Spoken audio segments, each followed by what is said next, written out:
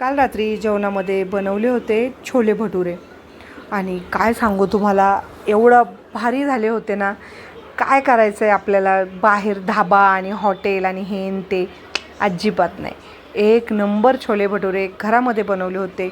Next time मी तुमच्याशी त्याची recipe share करेल.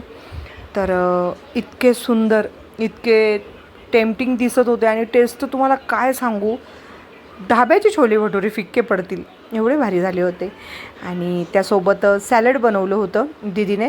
काकडी, टोमॅटो, कांदा, आणि त्यानंतर याच्यामध्ये आपण गाजरं टाकू शकतो, हिरवी मिरची, चाट मसाला, लिंबू पिळून, चाट मसाला, थोडंसं काळं मीठ असं टाकायचं. आणि इतके सुंदर झाले होते ना. आणि मी इकडे भटुरे तळत होते, गरमागरम मस्त असे टम्म फुगलेले भटुरे. आणि छोले भटुरे हा आयटम आम्हाला आवडतो, पण पुण्यामध्ये तर रोडवर प्रत्येक ठिकाणी छोले भटुरे स्टॉल असतात. लोणीमध्ये नाही मिळत, शक्यतो हॉटेलमध्ये मिळत असतील, आय नो, मी नाही चौकशी केलेली.